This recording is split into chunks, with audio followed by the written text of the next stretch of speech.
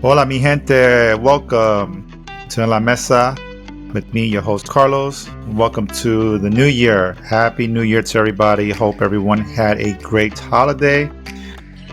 Hope everybody had a lot to eat and started the new year off well. And welcome to my latest episode. As always, thank you to everyone who's supporting, following, listening in. Thank you to those who are commenting and sending your love, text, emails, phone calls. Appreciate all the love and support. Thank you very much. So let's kick it. Let's get into this episode. Today's episode is on a topic that I'm still learning, and I think we all learn on a day-to-day, but it's on the topic of responsibility. So it's cultivating responsibility, right? And we're just going to get into a in-depth dialogue on what accountability is and how do we use accountability in our day-to-day, from family, friends, our loved ones, to even using accountability at work. Taking personal accountability, we'll talk about how accountability impacts relationships, things that we can do to kind of challenge ourselves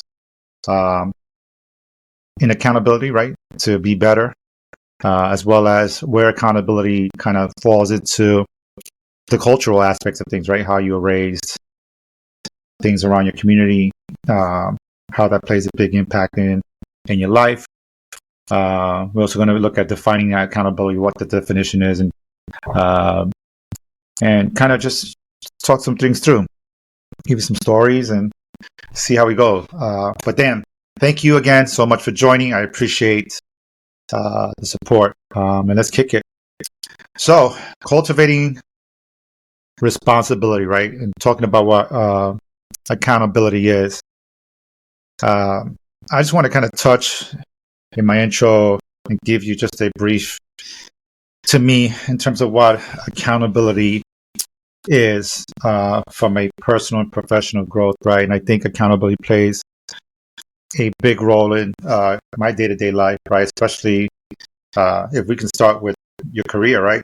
Is when you're in work and you're doing something in your job and things don't go your way and you try to shortcut it, right, to try to get it resolved, and it doesn't happen, right? It doesn't work out to how you expected it to come out.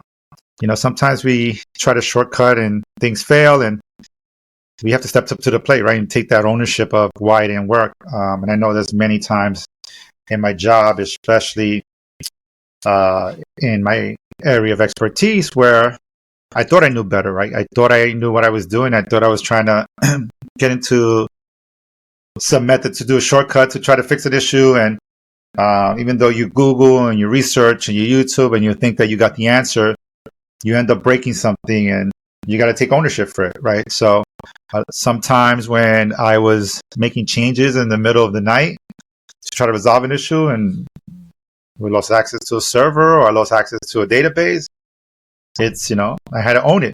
And I'd be up all night trying to restore databases and trying to restore things. And it became a pain. So I had to own that accountability on that because, I owned and managed that environment from a infrastructure, or I owned and managed everything that kind of kept the lights on for everybody's mobile devices and phones and stuff. So those are kind of how important it is to kind of own it and see it through, because sometimes when we tend to fail, and at least I won't speak for everyone, but when you tend to fail at something, you tend to not be good at it, right? You kind of throw your hands up and be like, I'm not dealing with this. And you forget that you started that process, right? You started working and managing that environment or that situation. And now you just kind of want to walk away from it instead of owning it and trying to figure out a way to resolve and fix it. So that's how I look at it from a career, professional side of things. And then from my personal, I look at it in life, right? With your family, with your kids. Sometimes discussions, right? Disagreements. Sometimes we don't take the blame. We don't own what we say. We don't own how we speak to our kids. We don't own how things can change in an instance when you're having a conversation and you're having a disagreement, right, with your siblings. But I use it more like with my kids. Sometimes I don't get it right all the time, and I know my kids think they're right like 99.9% of the time, but sometimes I don't get it right all the time, right? So I got to own it and realize, oh man, maybe I should have taken some time to pause before I responded and regurgitated my response to them that probably could have made them feel a certain type of way. So the importance of owning it sometimes is even within your own home is when you're talking to your kids and you're trying to establish that relationship, is sometimes just taking a step back and be like, you know what, you're right. I'm gonna own what I said, and I'm gonna apologize, right? So I think that's how I look at how important accountability is, because it impacts every aspect of your life. And sometimes not owning something and not taking responsibility for the words or for the actions or for what you meant to say or didn't mean to say can impact you short term, can impact you long term, and it can impact you in many ways, right? Mentally, emotionally. So that's my intro into my thought process on accountability, right? And then we think about what is the accountability. I mean, there's different definitions, right? I think you could look up what the word accountable. You could look up on accountability on the Webster's dictionary. So that's what I did, right? I looked up the word accountability and to try to get some definition in terms of what that word really means, right? So what accountability means. And accountability means is the quality or state of being accountable, especially an obligation or willingness to accept responsibility or to account for one's actions. So it's willing to accept responsibility or to account for one's actions. Now, if we really take a step back and really read those words and kind of take it all in, right? How many of us sit with maybe owing someone an apology? How many of us sit with maybe not owning up to some things that we may have done? How many of us sit and wish we had someone in front of us that we needed to apologize to and not own up to potentially disrespecting them, mistreating them, maybe saying something that was hurtful, or maybe saying something that you thought was joking in a joking manner and kind of impacted them?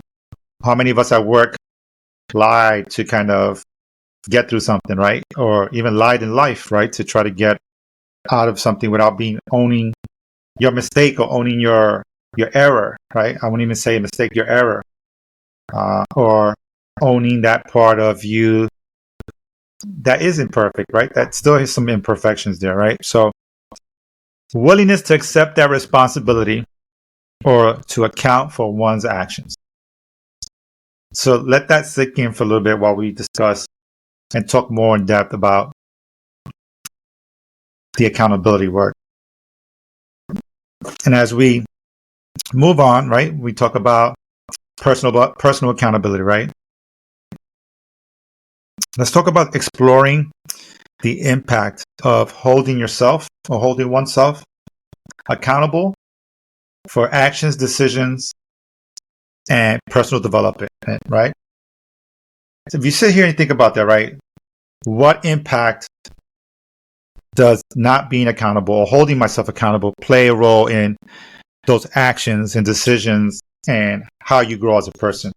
When we talk about that, right, talk about the things that happen in your day-to-day life, your way you grew up, struggles in your day-to-day, whether it was in school, right, being picked on, your life, your friends, not having friends, maybe not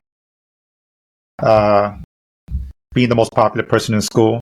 How is it that you handled, or how would you look at handling owning and being accountable for potentially maybe your reaction to a lot of those things, right? Maybe you don't have the friends, or maybe you don't have the popularity, or maybe you don't have the right tools, right, to kind of get you through your moment in life, right? And you decide to do something and hold that anger and maybe lose it on somebody and not own it, right? Not own the fact that, you let yourself get to a point where you became a loose cannon, right? You said something to someone and you hurt their feelings, or your attitude caused you to lose your job, or the way you responded to your kids or responded to your parents as growing up.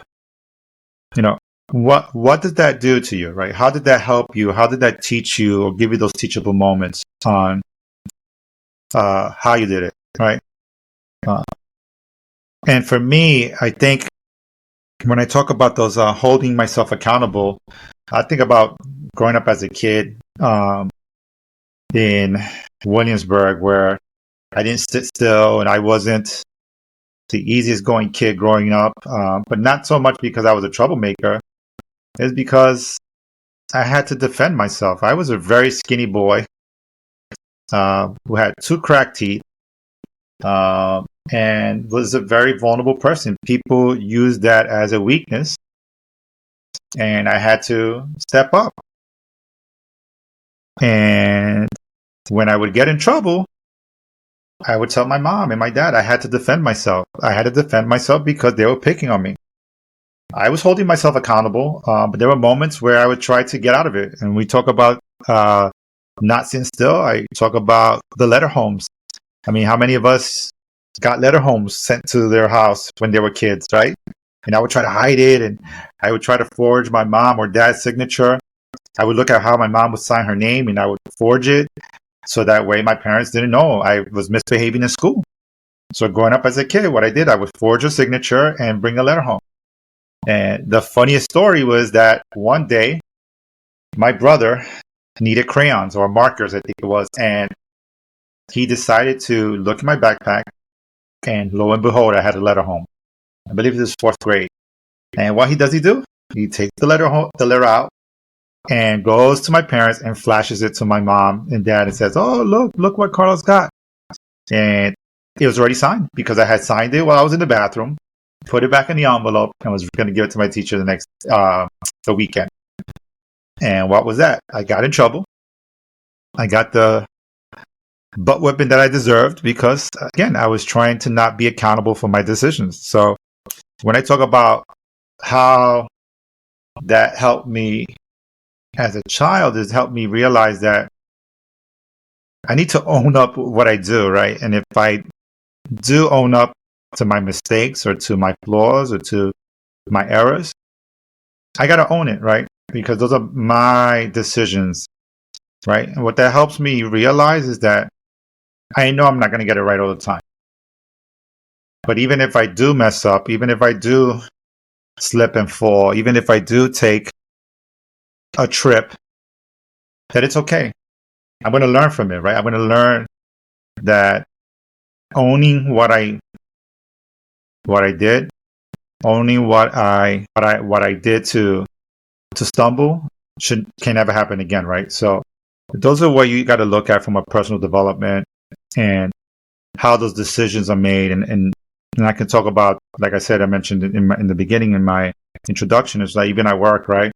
When we try to take shortcuts or we try to do things that, we're not going to think we're going to get caught on. And what happens? You make a change. Like I said, I make a change on the fly in the network. I'm thinking, oh, no one's on right now. So if I make a change on the code, everything's going to be fine. And lo and behold, everybody's phone stopped working.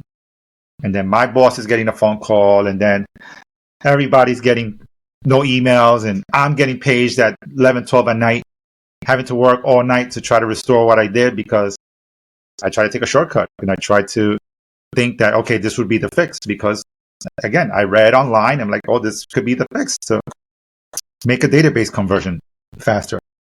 So that's how I own or learned how to own my messes, right? My flaws. It's, holding myself accountable. One thing I do is I hold myself accountable even to today, because at the end of the day, there's no I mean, what is the word everybody says, right? What's in darkness would always come to light. So no matter how much you try to hide it, or no matter how much you try to not be honest and honorable to yourself, right? You got to hold yourself accountable to the things you do. Even if you talk to someone and you say the worst thing to them, you got to own it. Because sometimes your words are impactful. Your words do hurt. And you have to kind of take that accountability. You got to own it. And you got to be like, yeah, you know what? That's on me. That's on me. But remember, holding that personal accountability is really for you, not for anybody else. Right? That's the one thing I want, if anything, to take away from this part is the accountability piece, and being accountable and owning that is for yourself, right? It's not for anybody else, because at the end of the day, what they're going to do, no one else is really going to look at it and be like, oh yeah, he's accountable. They're going to be like, oh good, or maybe they are, who am I to judge others, right? In terms of how they think. But always know that when you're taking that personal path on that, owning your mistakes, owning and taking ownership of the things that you've done and the things that you're doing, and how you make that into a routine for yourself to help you grow, and whether it is kicking habits, right, from drugs and alcohol to maybe addiction to fast food, to maybe eating things you're not supposed to. Think about those things, right? Think about what is it that first is triggering me to do it, right? Making me make the decisions for the action. And how do I help myself kind of take myself out of that equation so that way I never do it again? And it's owning it, right? Owning, it's ownership. It's always going to be your personal ownership, right? To hold yourself accountable. Not waiting for somebody to tell you, see, I told you, I knew you would never do it. Because how many of us sometimes hear that, right? How many of us sometimes, when we take ownership or when we're doing it, it's I told you, I knew it was you. I knew you were doing it. I knew it was that, right? So, very important to understand that when you hold yourself accountable, it's really for you. There's going to be a lot of haters. There's going to be a lot of people talking. There's going to be a lot of people chirping and in your ear, or even sometimes in your face, right? But it's owning it and being okay with owning those flaws that you may have to make yourself better. Because at the end of the day, that's your goal, right? Is to kind of own it and to be like, yeah, I messed up, and to feel good about it, right? To feel like you had that weight of the world, or that 500-pound gorilla on your shoulders that you've probably been holding on to say, hey, I'm going to be all right. I'm going to learn from this, and I'm going to learn, and I'm going to be accountable, and I'm going to take it in stride. And then we talk about accountability in relationships, right? And how that plays a role in building and maintaining it and making sure that the relationship is healthy. And when we talk about family, let's start with family, right? How many of us have siblings that we bicker with sometimes, and maybe we don't take ownership for something that we said, or maybe hurt their feelings, or maybe didn't invite them to a dinner, or didn't invite them to a party, or maybe weren't considerate in a conversation because we felt that they didn't need to be part of it, right? Sometimes we feel that way. Sometimes we feel like I'm having a conversation with mom and dad and you don't need to be part of it. But maybe it played a role that they needed to know, because guess what? In families, what? Chisme and gossip and all that gets around quickly, right? So sometimes in families, we make mistakes, right? We say the wrong thing, or we say things inadvertently because that's my sibling, that's my family, you shouldn't take it personal. Don't hold on. I don't know why you took it personal. It was a joke. How many times does that happen, right? Oh, it was a joke. I was kidding. And it was something offensive, right? That we may have said to insult or offend a fellow sibling, or uncle or aunt or mom or dad, right? Or even our grandparents, right? Sometimes we say the wrong things to our elders, and we don't hold ourselves accountable for what we say or with our actions, right? Grandma and grandpa want to spend time with you, and you just like, I don't want to spend time with them. They're old. They're boring, right? So when I talk about families and how accountability plays a role, is that we have to sometimes take a step back and I know the rule of thumb is that you got to bite your tongue, right? Not say those things, but sometimes we have to be honest. But we also have to be accountable and hold ourselves accountable for what we say, right? And how we say it. Because sometimes I know I can't read minds, and sometimes I can't read what someone says to me via text and read body language or how that person speaks or what their intent was. I don't think many of us can do that. But I believe that when we speak and how we maintain those relationships with our family members is crucial and important, because at the end of the day, that's really what we have is family. Some people go like, well, my friends are my family, right? I don't have a good relationship with my siblings. I don't have a good relationship. But that's still family, right? You still have to kind of look at it and own where your place is in the mess, right? Because if there is a mess and if there is some sort of conflict or there is some sort of disagreement or a moment, where within that mess or where within that disagreement, where within that break of conversation is where you lie, right? Where's your part in all of that? Where's your part in what you need to do to find what you didn't do that made the mess, right? That made that mess within the table. Owning it, right? Owning it, okay, maybe I did come off aggressive. Maybe I did come off a little bit snarky. Or maybe I did say something that wasn't right. But I was defending myself. I'm not going to stay quiet, right? How many of us take that defense? I'm not going to stay quiet. I'm not going to let somebody just talk to me and my family, be however they want. They're not going to disrespect me. But meanwhile, you're giving that same energy, right? You're still pushing that same MO. And the motive is the same, right? You're not gonna get your last word in. I'm not gonna get my last word in, and I don't want to talk to you anymore. But how many of us don't own that part that we brought to the table to make it messy? It's always going to be the other person. It's always going to be they're the ones who started. No, they owe me the apology. And sometimes you're right. Sometimes they do owe you their apology. Sometimes it is about getting that apology, but also it's us owning our mess, owning it, owning what we could have said differently, right? What we could have done differently. Maybe instead of approaching it from an emotional perspective, and I think emotions play a huge part in how we speak, how we react, whether or not we're cursing or whether or not we're in a heightened state when we speak. If we don't take or hold ourselves accountable for those actions, right, and the decisions that we make, right, how do we grow? And I think that's one of the key areas where I constantly work in as well, especially when I have my kids. I think it's very difficult when it comes to our children and from a family perspective, right? Because it's a different day and age today than when I was growing up as a teenager and as a kid, right? There wasn't all the social media. There wasn't the kids having so much access to technology that their data that they get is so fast. And when they're talking to you about something and you know the answer, because of course, you know, I'm a dinosaur here, to what my kids call me. They'll argue with you, and then I'll argue, and my tone will get loud, and their tone will get loud. And then I got to remember that it's a conversation, first of all.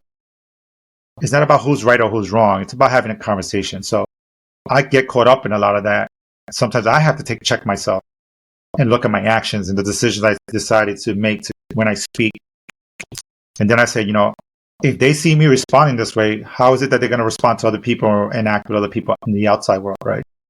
So I'm constantly checking myself and that, and definitely holding myself accountable, you know. And the way I hold myself accountable with them is, hey, I was wrong.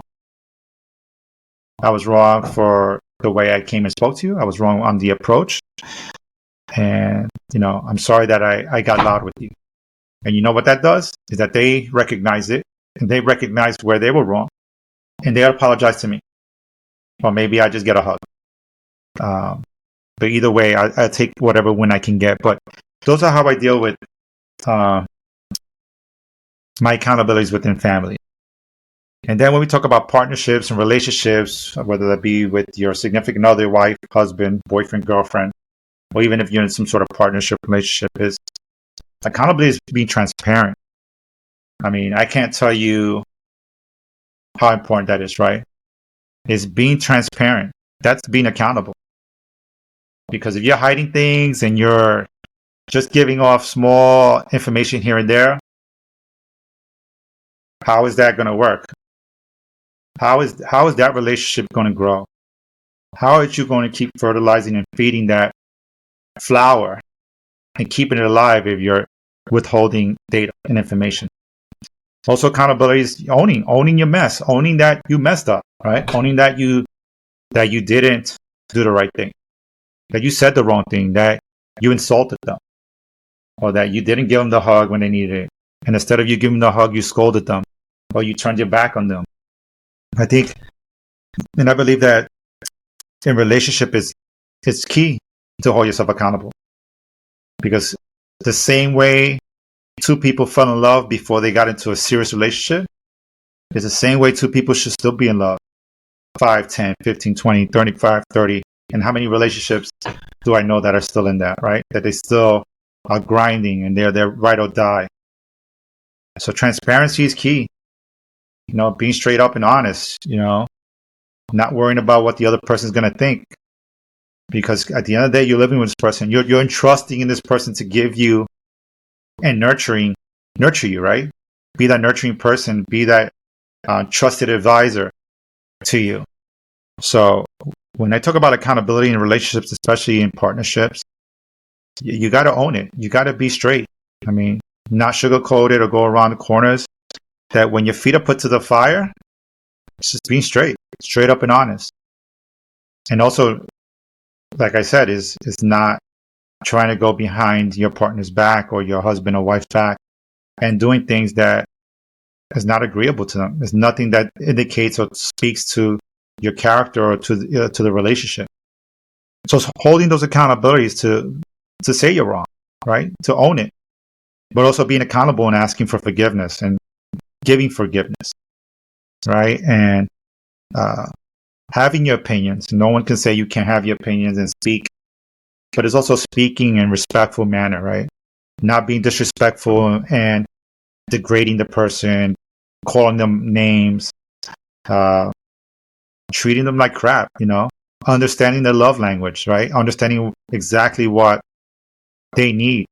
In relationships, it's critical, and it's sometimes hard because nowadays, like again, social media, people get caught up in things that people are posting, and they start to believe it, and they start to think, oh my God, this is what I'm supposed to have, and this is the type of woman I'm supposed to be with, or this is supposed to be the type of man I'm supposed to be with. But meanwhile, we don't gut check ourselves and hold ourselves accountable for our behaviors and the things we do and what we bring to the table, or even all of the trauma that we're bringing, right? We don't hold ourselves accountable for all the stuff, all the baggage we bring to relationships, because guess what? We haven't healed. We haven't figured out what that's like. We haven't figured out, oh my God, how do I treat somebody else the way I want to be treated? Instead, we trauma dump, and we then hold that person hostage for the behaviors, and we don't hold ourselves in a place of, wait a minute, I'm not giving this person all of my mess. It's not fair to them, right? And we look at people to fix us, and especially in all aspects of relationships and in partnerships and relationships from a matrimonial spouse, right? What do you do there? And that's a good question. And then we talk about friendships, and this is one area where I really lack, and I'm learning that this week. It being a very difficult week for me in terms of honoring your friendships and holding those friendships at value, right? One of the things is I lost a lot of contacts with my friends, especially a very outgoing person like myself that likes to be an extrovert, right? I like to talk to people. I'm in front of people. I think I can make friends with a wall if I needed to by having conversations, but I definitely lack that accountability in friendships, because I feel like, why am I the one calling them? Why am I the one always looking for them, when sometimes that's what you need to do, is kind of reach out to them. How do you know, or what do you know if someone's going through something? or sometimes maybe you say something, you do something that does impact the relationship, and you're not realizing that your actions, right, and the decisions you made and what you say and how you react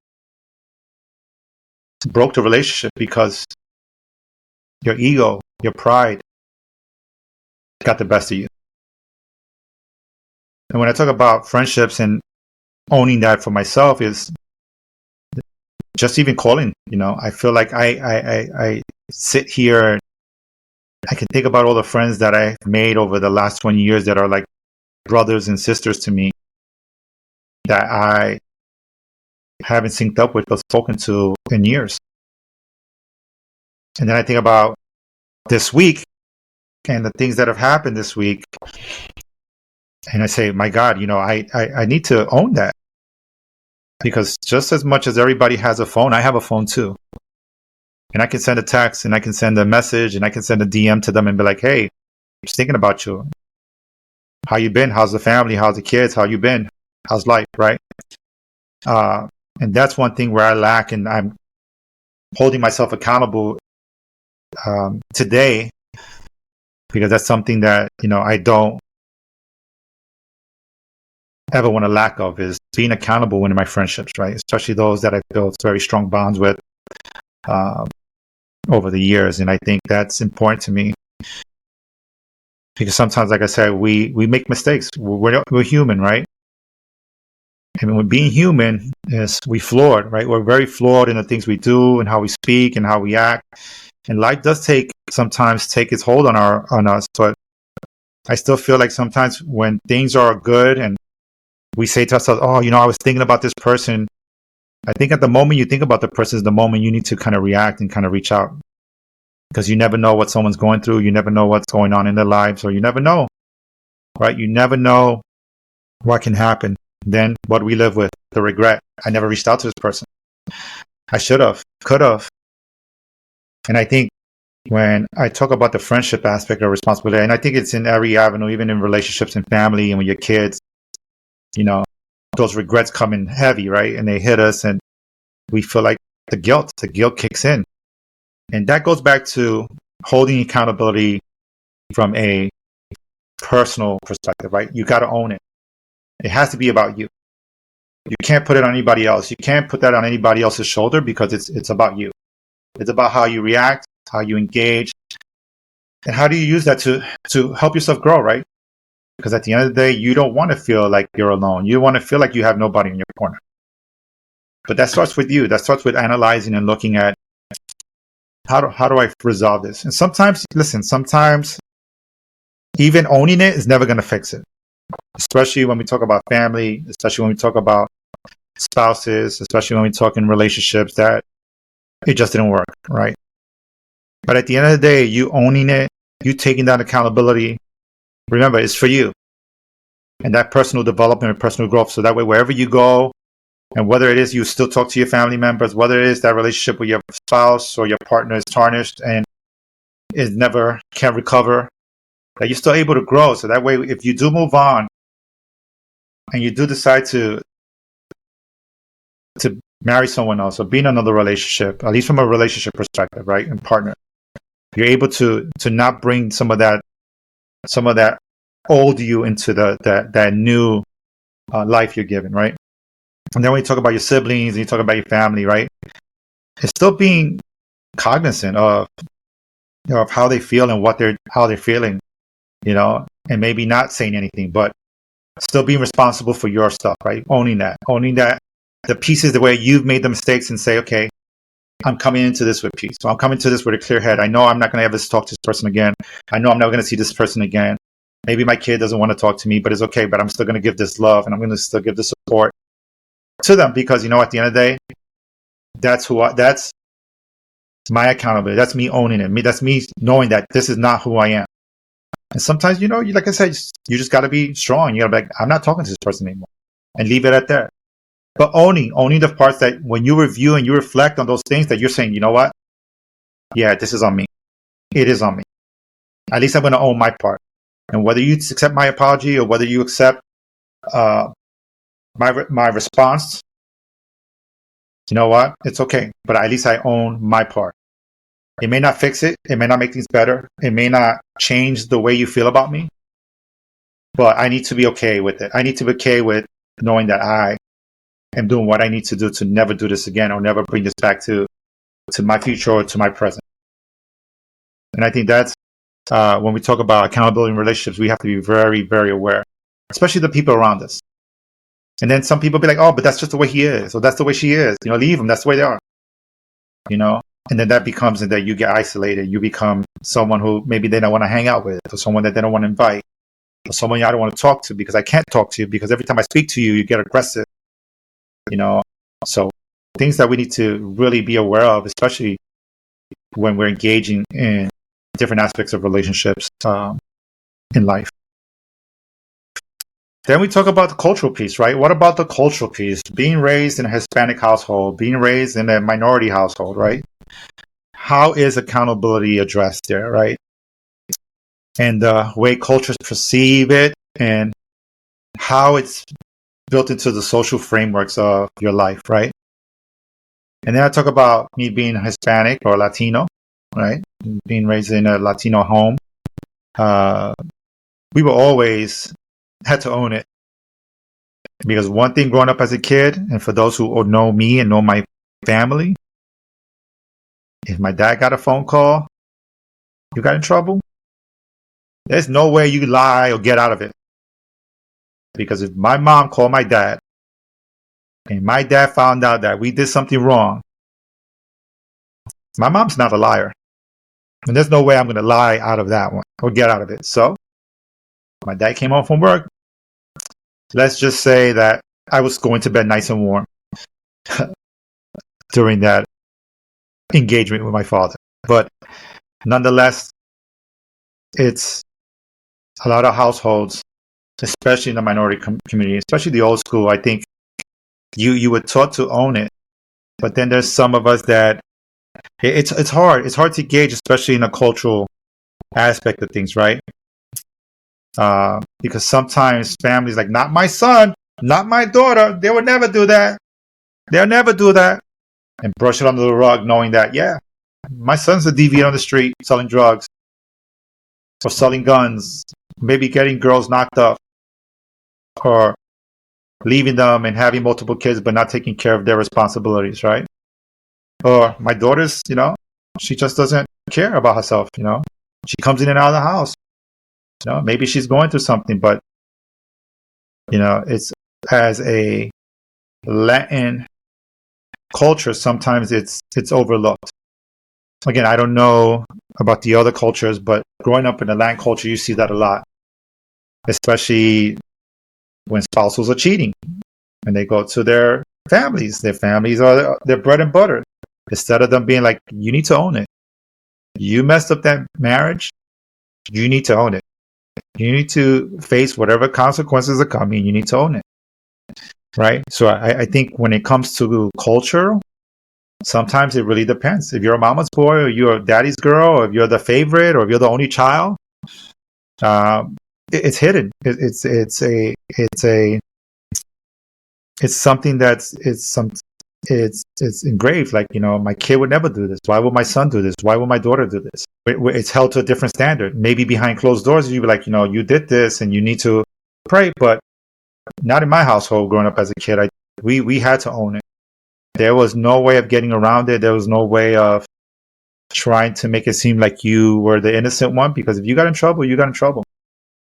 But it was with love. I think my parents taught us to own it very early because they didn't want to raise deviants. They didn't want to raise people from, like they call it, de la calle, from the streets, right? They wanted you to be respectful. You had to ask for blessings, or when you walk between two people, you had to ask excuse me when two adults were having a conversation. So there's a lot of aspects from owning it. But I'm curious to know how many of you who are listening have families that way. That someone in your family that had kids or had cousins or brother or sister that were doing things and they were like, no, not them. They would never do it. Never hold them accountable because they were the saints. They were the angels of the family, right? So those are some of to me, one of the major cultural aspects of it, right? Is never bringing those things to the table, and they don't talk about it. Oh, it's taboo. Don't bring it up. This guy has 5 kids, but you don't talk about it. We don't talk about it. We don't bring that to the table. And you're like, but he's just a rolling stone. That's what he's doing. He's everywhere he goes, he's gonna have a kid. Or my daughter hanging out with the wrong crowd, and oh no, but she's good. She's home all the time. No, or things like that, right? It's not to add a guy or girl or however, but as an example, how in some and at least in some Spanish households, it's looked at, right? Because that's my kid. My kid would never be, and you look at it in the news, kids getting shot, and you look at things and people going to supermarkets. Oh no, he was so innocent, or driving vehicles and crashing into people and taking innocent people's lives because they decided to drive like maniacs. And then you see people on the news, oh my God, he was such a loving person. But there's no accountability for driving like a psychopath or getting a gun and going to school and shooting up kids. No one wants to own it. So within a cultural perspective, where our culture is really in a place where, depending on the actions, sometimes it's never owned, and I instill that in my kids. Like, you make a mistake, you got to own it. If you don't tell me when the thing happens, if you don't tell me, oh, Dad, I messed this up, I won't be as mad. I'll be upset, but I won't be as mad. It's when you take forever to tell me, and then you remember, or it comes to you, like, Dad, I made a mistake. Oh, I did this. Or you see this crack on the wall, or you see I broke this, and I'm wondering who broke whatever it is that was broken when I found it. And that's when I get upset. And that's when I tell them, you need to own it. The moment it happens, you have to own it. And I know that it's challenging sometimes, but if you own it and you step forward, you have to, take it. Like I said, in my house, when growing up as a kid, it was not something that was taken lightly. It was, although we try to get away with it. I mean, as a kid, I know I tried to. My siblings, so my brother and I try to get away from it a lot, but there was no way. As long as my mom knew and my mom was the witness, there was no way it was a lie. So it's funny when I think about it today. Then we go into challenges. Like, what are some of the challenges of being accountable? And I challenge that question to you all, and I'll probably add it to my poll there of what are the challenges you feel are challenging to you in accountability and being accountable, right? What are some of the obstacles that you face when you're trying to confront, or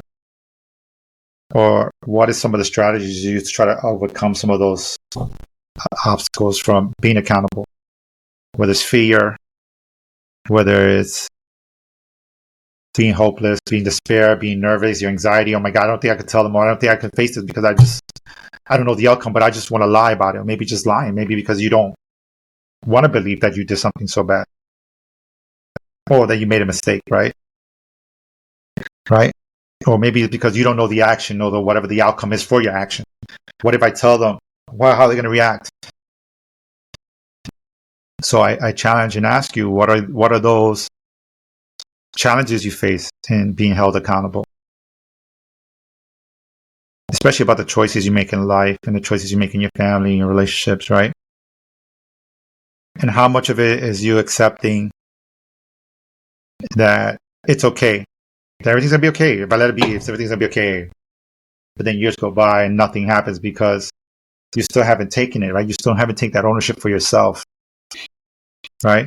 So what are some of the things that you feel are a challenge when overcoming accountability and being held accountable? And I have a quote here from the Crane War that says, if you have not confronted the true horrors, understood evil, suffered hopelessness and despair, found faith, and made yourself completely accountable for your own choices, actions, and outcomes, then I guarantee that any acceptance you pretend to have will be as brittle and temporary as a snowball in the middle of summer. So that little quote speaks some value there, because if you never faced it, if you never had to hold yourself accountable, take accountability for something you've done wrong or something you made a mistake on, And if you never found that solace after taking it and saying, you know what, I know I messed up, but I'm going to be okay. Then just like that quote said, is that acceptance you're going to feel is going to be so temporary, and that guilt's just going to come right back and eat you alive. It's going to be like a snowball in the sun. It's just going to melt away. So what are the challenges you face? What are the challenges that you feel that you see, right? Whether it's, I want somebody to accept it. I want somebody to forgive me. I owned it. Why aren't they saying they're sorry? Why aren't they saying it's okay? Sometimes, again, like I said, it's not about them. It's about you. It's about getting over the fear about what they're going to think of me, or are they going to ever talk to me again? Sometimes that comes with it. Sometimes it comes with losing those people because you have to. Sometimes it comes with being isolated because you have to, for yourself, for your personal growth, right? To realize, man, I made a mistake, or, I'm going to change the way I speak to people, or how I engage people, my body language, my aggressive tone, or maybe show more love, or maybe not be quick to respond, right? Be quick to listen. So it's being accountable to all those things, to your behaviors. And then again, this changing that mindset of that's just the way I am. Right? How many of us say that? That's just the way I am. That's just the way I am. I'm aggressive. This is who I am.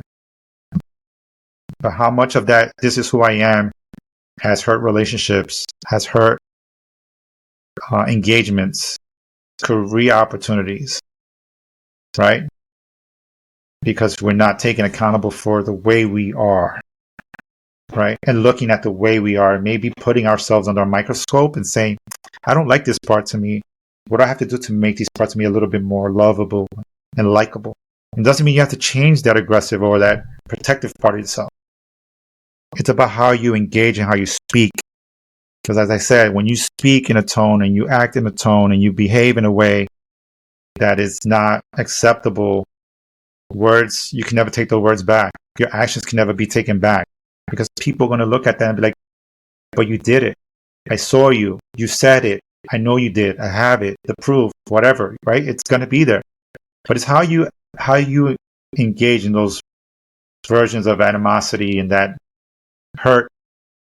It's owning it, right? It's being accountable for for the things that you did. It's owning it, right? And when we talk about ways to challenges, right? And how do we add some practical tips, right? And some of the things that you can do to kind of overcome those challenges, right?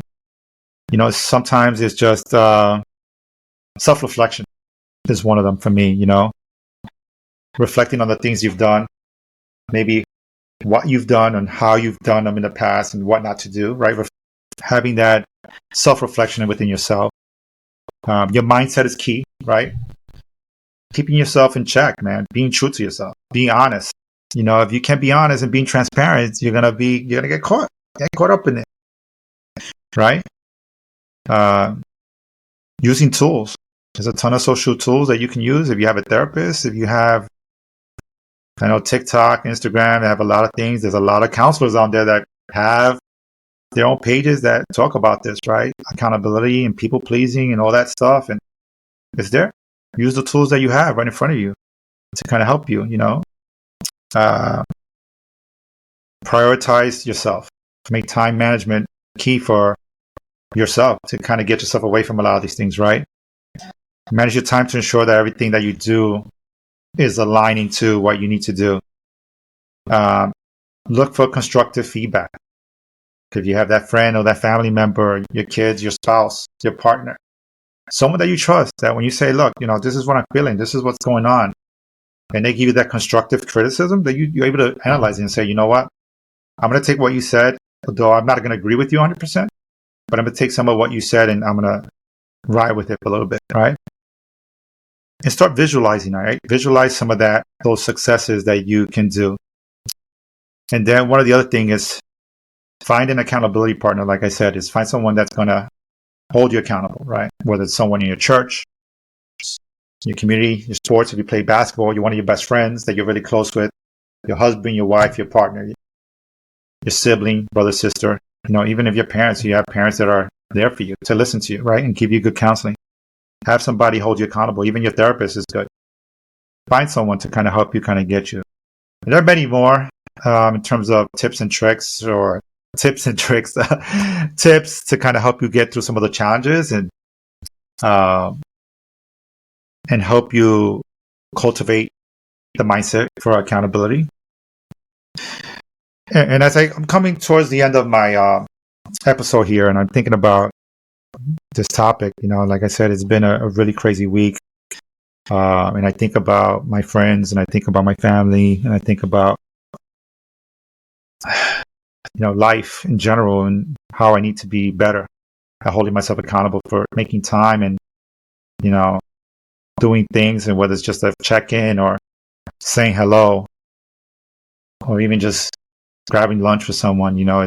That's my goal now, is to kind of make sure I'm holding myself accountable to make time, even if it's for a phone call or text message, or even spending time with my boys, or it's time for myself, right? Making that time to heal and make my time to grow my mindset, and instead of so much focusing on the negative and the stress, of life. Sometimes I'm living in the moment and have to live in the moment and give myself that opportunity. So when you ask yourself some questions, right? What are some of the questions you can ask yourself is, from a personal accountability, is how do you take ownership of your actions and the decisions in your daily life? Ask yourself that. What do I do to take ownership of my actions and the decisions I make every day? And then you talk about overcoming those challenges, right? What are the strategies you use to kind of help you overcome those moments where you need to be accountable or hold someone accountable, right? Let's try both ways. Do you find help in sharing with others? Do you have external support? Is there someone that you can sit with and talk to, right? Understanding the whys and the why nots, and helping you navigate through whatever it is you're going through. Also, it's learning, right? Ask yourself, what's the lesson behind this? What am I going to learn from this? What are the lessons I'm going to take away with me from this experience? Whatever it is. And then creating long and short-term goals. What I don't ever want to happen in the future, and then what I am going to work on today and tomorrow. Creating those goals so that way the mistakes or the flaws you made, or the things that you did, or how you react, or how you engage with people, or how you speak, what are you going to do short term? Maybe take a step back, maybe listen more, right? Maybe I'm going to just not be quick to respond. Maybe I want to be like, you know what? Okay, I hear you. What are those long and short-term goals when it comes to accepting accountability? And as I close, in this episode, I want to talk about embracing that accountability. Like I said, you got to embrace it, right? You got to own it. You got to take it with you and be like, I need to own this, because I need to make sure that I'm good. Not only for yourself, but it's also for your personal growth, because it'll help you and teach you a lesson about how you handle animosity, how you handle situations where it may be out of place for you. And when we talk about holding yourselves or holding ourselves accountable, right, for the actions and the decisions we make, what we do is we pave a way for continuous improvement in ourselves, right? We try to improve on ourselves, and our mindset changes, right? It becomes more positive, and the things around us become more positive. Slowly, won't happen overnight. Sometimes that takes time, but it's what you put into it and what you make out of it, right? So that journey of accountability and how you face it always starts with self-reflection, right? As I mentioned in the beginning, it's all about you and learning from those things, and learning from the mistakes that you've probably made, and learning how to adapt to changes, because sometimes the changes and the challenges that comes with it have to be. You may not have that person in your life anymore. You may have to not speak to that person for some time. But it's owning it, right? It's being accountable and self-reflecting on that and those changes, right? But it's also understanding that there's victories with some of these, right? With accountability is because, like I said, you start with yourself and you start to feel like, oh my God, I need to release this. I need to be able to own it. But at the same time, I need to release and take accountable for my actions, for my responses, for my speech, for my words, right? And we need to cultivate the mindset. Almost had a tongue twister there, right? Cultivate the mindset that sometimes we view as challenges, right? And create those stepping stones and those areas where we're going to come in stages, right? Like those long and short-term goals for personal development and how we grow. And with that, I just want to always set a reminder that accountability is not always it's about meeting expectations, right? It's not about, I did it, I'm good now. It's not always about meeting those expectations. It's about surpassing them, right? So that way, like I said, your future never happens again. These things don't happen again in your future. That right now in the present, what you're facing and what you're taking accountable for, that you're working on, those little things that you're trying to get out of, that it never repeats itself for the next version of yourself or the next future version of your family, your relationships, your job, career. Right? And that way you give it your all and it's at your full potential. It becomes a big win for you, right? Because you start to see and you start to realize, the transparency of being accountable it's better and it's bigger for you. So with that, let's commit to accountability, right? Not so much as a burden or like, oh my God, here he goes again. Now I got to own everything I'm saying. No, don't look at it as a burden.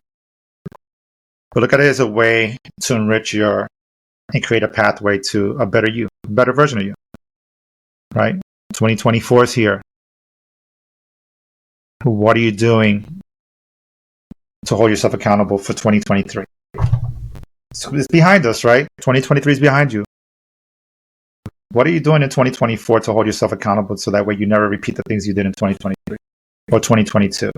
Or maybe things that you're carrying from 2021 and 2022 into 2023 and now in 2024, maybe they're still on you. What accountability are you taking so that way you become a better person or you have some personal growth, whether that's in your career? And accountability is like maybe not going to school or not giving up on yourself. That automatic you quit when things get a little bit rough. You're like, damn, I just can't do this. I have a really bad relationship with my mom or dad and I never want to talk to them again. How are you reflecting and looking at those things and conversations saying, maybe I'll work on it. Again, the solution here is not to do a quick 360 or 180, right? It's to slowly, gradually reflect on those things that you have to own for you, right? And start creating ways. And that's why you always have to have an accountability partner, someone that you can talk to see your version and then maybe give you that constructive criticism or that constructive conversation that you have to listen to. That could be hard. Maybe you're not ready to listen to, but it has to be told, right? And then looking at accountability is like, right, you know what? It starts with me. Because like I said, we sometimes don't want to be wrong. We're always right. You did this to me. I'm never going to talk to you again. You did it. It was all you. But sometimes there's two sides of the story and there's always your way of handling and responding, right? Sometimes. So my call to action to everyone who's listening to this and what I'd ask of everyone is find yourself someone that you trust or start looking at yourself and start looking at the things that you are wanting to kind of put to bed, that you own, right? That are yours, that are on your plate. How are you facing that? What are you taking accountability on? It's not about everybody else. It's not about what everybody else did or everybody's doing. It's about what you're doing, right? And owning it. Yeah, maybe you got to hold somebody else accountable for the things they've done to you. Absolutely. But there's also, like I said, what is it that you're doing so that way you're never in this situation? What are you holding yourself accountable to? What have you said? What have you done? What have you missed? Because we are so caught up in pride and ego and I'm the person. I'm the one they spoke to this way. I'm the one that they hurt to. I'm the one that I'm not around. They're the one that don't call me. Right? And that's why, like I said, especially with my friendships, it's not about Facebook or Instagram and TikTok to me anymore. Just because you see me and you have access to me doesn't mean that I can't pick up the phone and talk to you, or I can't reach out to you and text you. To me, that's my accountability, is that you have access to me through my social media page, and that should be enough. You should know what I'm doing. But it shouldn't be. It should be that I should be able to, hey, what are you doing this week? You want to meet up for lunch? Let's talk. We haven't caught up in a long time. Or hey, let's all meet as a group for dinner. We haven't seen each other in 5-6 years. Or maybe taking your spouse out for dinner. Or maybe just taking her out to dance, or taking him out for a dance. Maybe showing them that you're listening, and hold yourself accountable for forgetting what the relationship's about. Sometimes we get too comfortable and we are not complacent. So maybe we need to realize and hold ourselves accountable for those things. And then our kids, spend time with them. We're so caught up with work and life that we forget about our kids. We forget sometimes that they matter. And then we get home and we're exhausted. We're like, oh my God, you drive me insane. How are you holding yourself accountable as a parent? And then we talk about our siblings, and we talk about our families. What are you doing there? What are you doing in that area where maybe you're in a disagreement, maybe you're in a tough spot, maybe you have a couple of cousins you're not talking to, or you're at ends with your mom and your dad? What are you doing there to hold yourself accountable for that situation? Maybe it's not your fault. You're right. Maybe you didn't do anything wrong. But have you analyzed it? Have you looked at it? Have you had someone who can give you that constructive feedback, tell you, yeah, maybe you need to kind of just ease up a little bit? So that's my call to action to you all, is to kind of take this moment, 2024, to look at life, and really appreciate those around you and what you have. And really sometimes, like I said, accountability sometimes is like, yeah, maybe I did say something, do something wrong. And you may never talk to the person again, or see this person, or see the situation ever again for what it was. But at least from a personal growth and from a self-reflection, you feel so much better. And you can consider that a W. And you win, because you know what? You're not going to ever put yourself in a situation where you're going to feel the way you feel, right? And I hope that this episode has shed some light and kind of helped give some guidance there. Like I said, I'm not a professional nor a doctor, but I talk about my life experiences and how I handle things and how I face life, right? But I want to also, like I said, take a moment to thank you all for listening. Thank you all for following, sending me messages. And if you haven't followed me, please follow me on @enlamesa_pod on Instagram, or @enlamesa podcast on TikTok. Also, you can shoot me an email with any thoughts, anything you want to hear, or anything you want to be on the show. Please send me an email at enlamesapod@gmail.com. I want to thank you all for listening. And as always, I want to put a plug in to a small business or a podcaster. And this time I want to throw in a small business plug to my boy Troy and his brother. They have a spiced rum business, Devil's Reef. They're going to be coming to a liquor store near you soon. But if you want to try it, it's really good. You can go to Devil's Reef's website. I'll tag it to my post on Instagram as well as TikTok. Give them a follow. If you like the spiced rum, go ahead, give it a purchase. Really good guys, starting a venture there in the spiced rum business. So definitely give them a shout. Thank you again, mi gente, my people. Until next time, Carlos, peace.